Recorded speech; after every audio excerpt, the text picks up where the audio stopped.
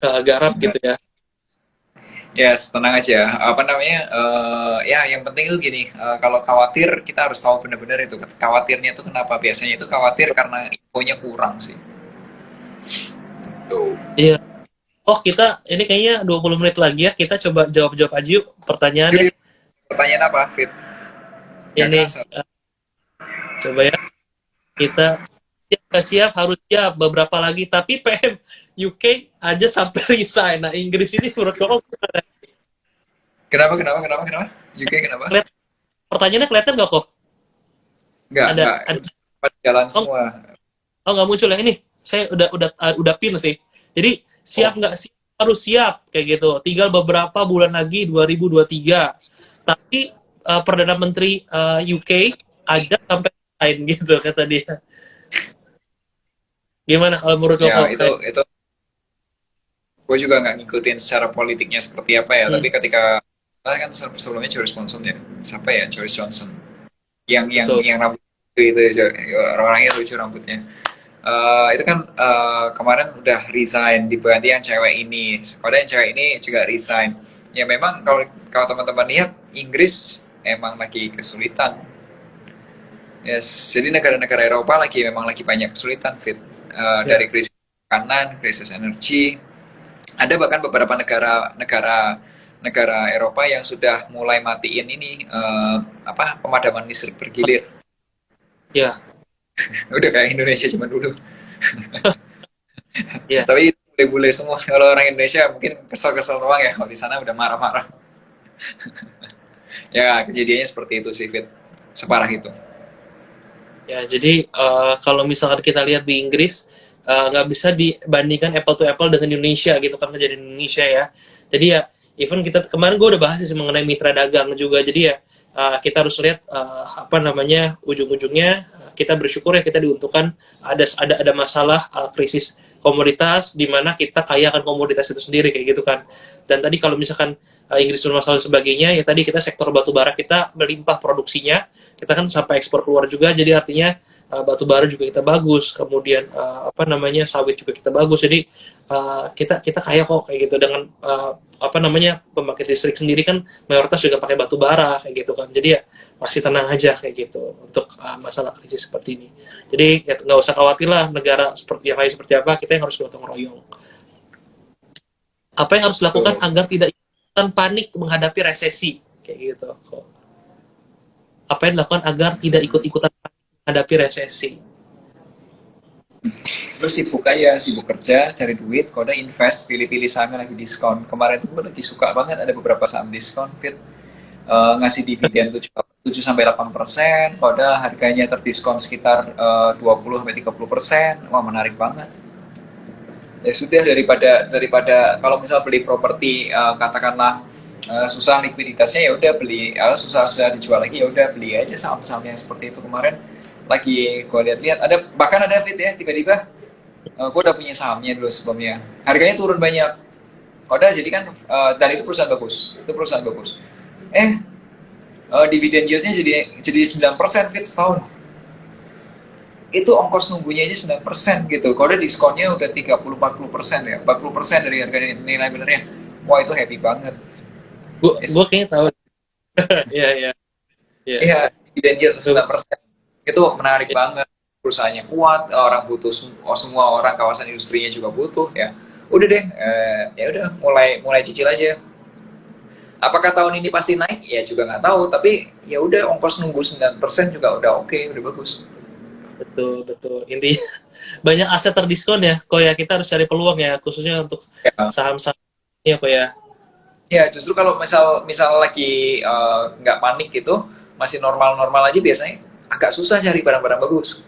Bukannya nggak ada ya, agak susah gitu. Harus harus spend time lebih banyak, nelitinya lebih banyak lagi gitu untuk nyari-nyari barang-barang bagus dan diskon gitu. Yes, yes. Betul. Oke, kok ini ada lagi yang mau nanya kira-kira sebetulnya asuransi kesehatan dan investasi kayak gitu. Mungkin nih dia apa ya concern kira-kira di 2023 apa aja sih yang perlu dipersiapkan kok kayak gitu kan. Dari Koko sendiri menurut Koko kayak gitu. Oh, kalau di Atur video gue, apa harus Kalau di video gue tuh gue saranin 5 di YouTube channel finansial aku tuh gue saranin 5. Coba kamu lakuin financial check up dulu, ya kan? Nah di financial check up itu tuh 5 hal yang kamu langsung lihat resultnya itu pertama pemasukan kamu lebih besar daripada pengeluaran nggak, itu penting itu. Nah yang kedua dana darurat kamu ready nggak 6 sampai 12, maksudnya nggak usah seburu-buru sampai ya udah langsung gara-gara ada isu resesi ketakutan kalau udah 12 gitu. Ya ikutin aja aturan mainnya, nggak ada masalah, ikutin aja dulu yang single 6 kali aja nggak apa-apa gitu dan lain sebagainya gitu. Nah kode yang ketiga cicilan tuh bikin maksimal 35%, meskipun maksimal 35% bukan berarti lu mentokin 35%, kalau bisa ya kurang gitu. Nah yang keempat, kalau bisa usahakan aset itu lebih gede pada utang. Nah biasanya hal ini jadi masalah kalau baru nyicil awal-awal KPR, itu biasanya utangnya lebih gede daripada asetnya gitu awal-awal. Nah yang kelima itu adalah kalau bisa punya ini paksain punya insurance, paling nggak asuransi kesehatan sakit kritis jiwa itu punya, karena menurutku COVID belum selesai loh. Nggak tahu kan kamu yang ada di industri kesehatan ya. Menurutku COVID itu udah end atau udah masih? Sebetulnya kalau kita lihat masih, tapi memang bahaya infeksinya itu lebih rendah sih dibandingkan kemarin. Tapi ya tadi Hmm. sebetulnya ya ada beberapa concern yang memang gue bilang apa ya, unconditional case kayak kemarin lagi rame anak-anak banyak yang menderita gagal ginjal akut kayak gitu kan. Dan Nah itu beberapa berita kenapa? negara, negara lain nggak ngeributin sirup sirup apa obat-obat yang mengandung sirup glikol apa gitu, ethylene Ya, glikol ya. Ya, etilglikol dan diethyl glikol gitu, diethyl glikol. ya cuma di Indonesia tuh yang ngeributin. Ya, betul. Jadi memang ini agak agak menarik mungkin sedikit ini. Jadi Ya, intermezzo. Jadi, um, uh, obat-obatan yang berbentuk sirup itu akhirnya diberhentikan dijual di apotek-apotek dan dokter dilarang untuk meresepkan kayak gitu. Jadi ini agak agak oke. menarik kayak gitu. Yes, Halo Bepom Fit. ini mungkin lagi seperti itu. Jadi apa ya? Mungkin keputusannya terlalu mendadak dan sebagainya. Jadi akhirnya membuat keputusan yang diambil kan kok Sorry Fit. Sorry Fit. Tadi internetnya nggak ada kayak suaranya putus. sekarang. Ya, aman aman. Tes tes. Aman Aman Fit, gue aman. denger Oke. suara. Aman Yes. aman aman. Oke. Ya kurang lebih kayak gitu kok. Jadi ya masih ada apa ya, ya sektor kesehatan masih ada beberapa hal yang akhirnya muncul lah yang penyakit-penyakit yang kadang apa ya, kadang baru dan harus diwaspadai kayak gitu. Oke. Itu sebenarnya Tadi sebenarnya sebenarnya itu masalah dari zaman dulu yang nggak ngerti atau ini cuma masalah sementara doang sih sebenarnya. Karena lu kan orang apoteker nih pasti lebih ngerti kan tentang apa namanya glikol itu kan, gue nggak ngerti apa sih itu. ya, ya itu sebetulnya memang apa ya, penggunaan mungkin kalau misalkan di sedikit balik ke kesehatan. Jadi sebetulnya uh, baik semua industri gitu kan, mereka memang dalam pembuatan itu tidak ada yang mengandung si ethylene glycol atau dietil itu ya, kayak gitu. Cuman memang bisa terjadi adanya cemaran kayak gitu kan, cemaran itu yang mungkin timbul kayak gitu. Jadi apa namanya ya, dilakukanlah kan kayak gitu kan beberapa produk-produk yang ada cemarannya itu, dan cemaran ini memang ada batasnya kayak gitu. Gue lupa angka pastinya berapa batasnya kayak gitu kan, 0,1 atau 0, sekian kayak gitu masing-masing. Jadi ada batasnya juga masing-masing yang nggak dibolehin ada di apa namanya kemasan tersebut kayak gitu. Bisa jadi dari supplier gliserinnya atau dari mana dioplos dan sebagainya kayak gitu, ada atau kayak gimana. Jadi ya masih ditelusur Oke oke. gitu. Berarti problemnya itu bukan masalah dari zaman dulunya tapi ini ada pencemaran aja gitu ya. Itu lanjut kok Nah, tadi asuransi, tadi baru kedua financial check up, terus itu dari financial check up itu langsung diberesin. Kalau misal kalian belum beres, kalian mulai beresin dulu. Karena dari situ ketahuan kan kita kuat nggak nahanin nahanin terjadinya resesi atau enggak. Nah, udah yang kedua sibukin aja diri kalian. Biasanya tuh gara-gara saking nganggurnya sih nonton gitu kan. Kalau udah jadi separuh sendiri gitu. Tapi kalau kamu sibuk sendiri ya dengan pekerjaan, dengan kesibukan kamu sendiri, nggak sempat nonton gitu-gituan atau apapun itu tuh ya sudah lewat-lewat aja gitu. gitu. Jadi kayak Iya. ya at the end kalau buat kayak aku fit gini ya fit ya. Kalau aku lihat konten yang memang nggak cocok sama aku ya sudah, nggak usah bawa hati, udah langsung aja swipe atau pindah Hmm. gitu. Sesimpel itu gitu. Dan menurutku nggak ada salahnya teman-teman ya coba baca buku. Nah, aku pun juga sebagai ya boleh dibilang entrepreneurs muda gitu ya yang masih banyak belajar. Aku pun juga merasa ini fit, merasa kayak kemarin tuh jadi apa ya, jadi panik sendiri gitu loh, tau nggak? Gara-gara apa? Ternyata ada research teman-teman. Rata-rata CEO di Amerika ya, itu membaca buku dalam setahun jumlahnya lu tau nggak kira-kira berapa? Kayaknya gue pernah baca juga kayaknya sampai 200 ya. Atau berapa? Enggak, tahun 60 buku. Oh, 60. Banyak. 10 buku. Gua aja sampai sekarang itu baru nyelesain mungkin ini udah baru baru buku ke-10. Hmm. Sebulan satu gitu kan.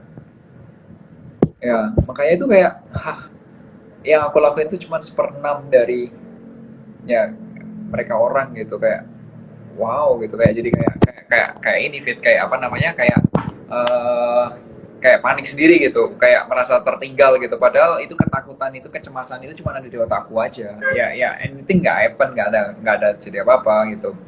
Nah Hmm. tapi Hmm. ketika fakta itu aku ngerti akhirnya aku merubah caranya fit. Jadi aku membaca buku itu bisa sehari, aku tambahin lagi porsinya dengan cara apa? Ketika misal nih kayak gini ya, fit meeting gitu seharian ini kan aku banyak ketemu meeting orang. Nah kadang-kadang kan ada orang juga yang jamnya fleksibel ya, fit ya, telat ya, janjian Iya, jam iya. berapa gitu. Nah biasanya dulu aku pakai buat nonton Instagram, YouTube, TikTok gitu. Aku nonton-nonton doang gitu. Nah sekarang aku pakai buat baca buku sama dengerin musik. Wow. Nah, jadi Ya. kayak nggak kerasa udah orangnya datang kok udah oh ternyata udah gini gitu dan moodnya terjaga karena kita kan baca buku kan kita nggak emosi ya kita nggak marah-marah kan kalau lagi baca buku kan moodnya Ya. normal aja ya tapi kalau nonton konten itu tuh moodnya bisa bisa swing Hmm. bisa emosi bisa takut bisa marah bisa ketawa dan lain sebagainya jadi moodnya itu bisa swing jadi itu nggak enak gitu kalau buat aku mau ketemu orang moodnya swing itu nggak enak tapi kalau misal moodnya normal enak gitu. Nah makanya akhirnya setelah aku rubah, ternyata aku baru tahu yang awalnya tadinya cuma kecemasan di otak, tapi ketika aku rubah responku dengan cara hal-hal simpel, nunggu orang aku baca buku itu berubah. Sama halnya resesi, Fit. Jadi kalau orang-orang mikir resesi itu menakutkan, bisa jadi kamu mungkin lagi nganggur, lagi nyantai-nyantai, kalau lihat konten ketakutan sendiri. Kenapa nggak? Ya udah, doing something aja. Itu. Yes. Oke.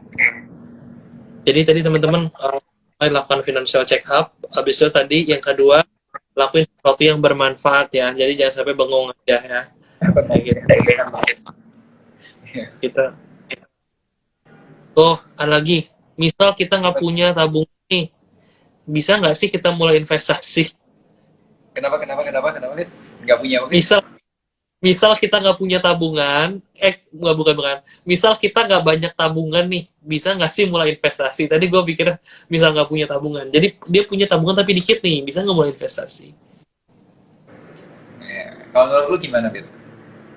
Kalau dari gue sih sebetulnya, ini kemarin gue share juga, jadi di masa kayak gini sebetulnya ningkatin skill kita, yang skillnya itu memang bisa menghasilkan uang kayak gitu. Kemarin gue sempat ngobrol sama ngomongin uang ini kayak lebih ke arah lu coba cari deh sektor khususnya jasa ya dan kita bisa tadi desain atau melakukan pekerjaan jasa ke luar negeri kayak gitu kan untungnya apa sih untungnya itu bakal dibayar mata uang dolar misalkan gitu dan ketika dolar ini dimasukin ke Indonesia kan itu bener-bener lagi kuat tuh dolarnya kan dan itu bagus kayak gitu jadi menurut gua dibandingkan kita investasi sesuatu yang memang kita belum ngerti juga ya silakanlah mempersiapkan dulu tadi kan persiapin dana darurat kayak gitu kan terus habis itu sambil belajar investasi ya coba aja tingkatin skill kita juga kayak gitu kan sehingga lebih banyak income yang masuk jadi kalau mau investasi pun akan lebih terasa kayak gitu kan karena kan jangan sampai mikir investasi itu pengen cepat kaya kan jadi ya susah gitu ya kalau pengen cepat kaya ya kan Warren Buffett juga apa namanya bisa jadi kaya kayak gitu kan, bergulung kekayaannya kayak gitu, nggak setahun 2 tahun 3 tahun kaya kayak gitu kan, tapi itu hasil compounding effect itu sendiri dari laba-laba yang udah dihasilkan Asik, gitu. betul. Mungkin kok ini sebentar lagi mau selesai, ada kata-kata closing statement kok, atau buat anak-anak muda yang lagi nonton sendiri gitu. Oke, teman-teman, my suggestion adalah untuk yang ngadepin ini resesi. Jadi gini, Indonesia itu menurut Bloomberg itu tuh Indonesia tuh peluang terjadinya resesi itu ada nggak? Ada, tapi angkanya 3%. Itu di mungkin di kontenku ada udah aku bahas. Nah, Pak Jokowi ya sebagai nakodanya di Indonesia yang jalani Indonesia itu bilang Indonesia kuat. I believe him. I believe him. Nah, kemudian Pak Jokowi ingetin juga kita tetap waspada. Meskipun kuat, tapi jangan mentang-mentang kamu kuat, kalau kamu jadi lengah gitu. Intinya kurang lebih seperti itu pesannya. Nah, saranku ya oke, Pak Jokowi kan bilang udah suruh waspada. So, ya kita nurut aja waspadanya gimana. Coba teman-teman lakuin financial check up, make sure kondisi keuangan kamu sehat ya. Namanya financial check up, cari aja di Google deh atau kamu pakai aplikasi financial pun boleh, itu gratis kok, pakai aja. Nah, setelah kamu cek, kamu tahu kondisi keuangan kamu sehat atau enggak, kamu bisa memperbaiki. Terus kemudian yang kedua, kedua aku setuju dengan apa statementnya David. Increase your ini, increase your skills, increase your knowledge, increase your skills, increase your network. Network itu kenalan ya, kenalan kamu digedein supaya apa? Supaya bisa punya ini, supaya bisa punya apa namanya, punya uh, bisa bisa punya penghasilan tambahan dan lain sebagainya. Nah, kode yang ketiga, invest, punya uang invest, gitu. Mumpung lagi banyak yang barang-barang bagus dengan diskon, gitu. Nanti bisa dicicil mungkin ya. Yes, betul, betul, Betul. betul, betul, Fit. Ya, banyak ya, bisa bisa dicari kalau teman-teman lagi banyak yang juga hari ini ada yang mendiskon juga itu betul ya, tadi komen Melvin udah cerita juga. Hmm. Oke, thank you kok, thank you banget Oh untuk ya, thank you, Fit. kesempatan ya. Jadi hari ini belajar banyak ya teman-teman, tadi yang masih bingung tadi terkait saham, apa obligasi, terus habis itu deposito dan sebagainya. Kalau teman-teman nonton dari awal sebetulnya bakal jelas ya, bakal ngerti kayak gitu kan. Kira-kira teman-teman mau strateginya seperti apa, diversifikasi seperti apa. Jadi nggak perlu takut lagi misalkan terkait KPR atau sebagainya berlebihan. Pasti ada banyak hal yang perlu dipertimbangkan juga, dan silakan apa diskusi sama yang ahlinya kayak gitu. Yang sampai kita takut kata orang akhirnya kita juga takut sendiri, tanya-tanya sendiri kemana, lihat-lihat sendiri di media sosial, akhirnya tanya ke orang yang nggak berpengalaman juga, kita malah apa stres kayak gitu kan. Lebih baik coba ngobrol sama ahlinya lah, kayak Ko Melvin dan timnya lah, ya kok ya. Thank you, Fit.